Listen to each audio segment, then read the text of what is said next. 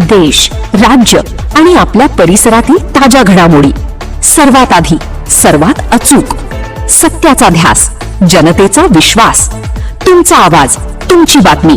जनसंसद news. ताज्या अपडेट्ससाठी आत्ताच फॉलो करा जनसंसद न्यूज. अमरावती स्त्री सामान्य रुग्णालयातील आगी प्रकरणी दोषींवर मनुष्यवधाचा गुन्हा दाखल करा, आझाद समाज पार्टीचे निवेदन. अमरावती जिल्हा प्रतिनिधी विनोद तंतरपाळे, जनसंसद न्यूज. अमरावती येथील स्त्री सामान्य रुग्णालयातील NICU विभागाला लागलेल्या आगीत 3 निष्पाप नवजात बालकांचा होरपळून मृत्यू झाल्याच्या घटनेची सखोल चौकशी करून दोषी अधिकाऱ्यांसह प्लंबर व इलेक्ट्रिशियन ठेकेदारांवर मनुष्यवधाचे गुन्हे दाखल करून कठोर कारवाई करावी, अशी मागणी आझाद समाज पार्टीच्या वतीने करण्यात आली.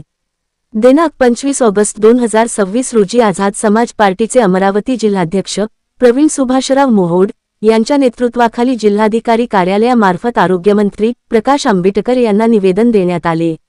निवेदनात म्हटले आहे की 24 ऑगस्ट 2026 रोजी पहाटे सुमारे 3:30 वाजता स्त्री सामान्य रुग्णालयातील NICU विभागात मोठ्या प्रमाणात आग लागली.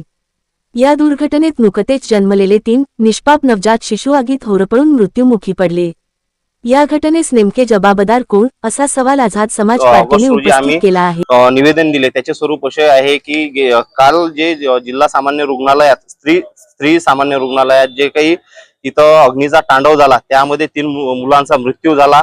याची नैतिक जबाबदारी म्हणून सर्वप्रथम तर पालकमंत्र्यांनी राजीनामा द्यावा, त्यानंतर आरोग्यमंत्री जे काही आहे प्रकाश आंबेडकर साहेब यांनी सुद्धा राजीनामा द्यावा. नवीन इमारत आणि अत्याधुनिक उपकरणांवर मोठ्या प्रमाणात खर्च करण्यात आला असताना एवढ्या कमी कालावधीत उपकरणांमध्ये बिघाड होऊन आग कशी लागली, याची ही चौकशी करण्याची मागणी करण्यात आली आहे.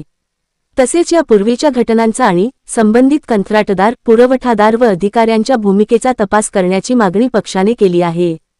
शासकीय रुग्णालयात उपचारासाठी येणाऱ्या गरीब आणि सामान्य नागरिकांच्या सुरक्षेशी कोणतीही तडजोड सहन केली जाणार नाही, असे आझाद समाज पार्टीने स्पष्ट केले.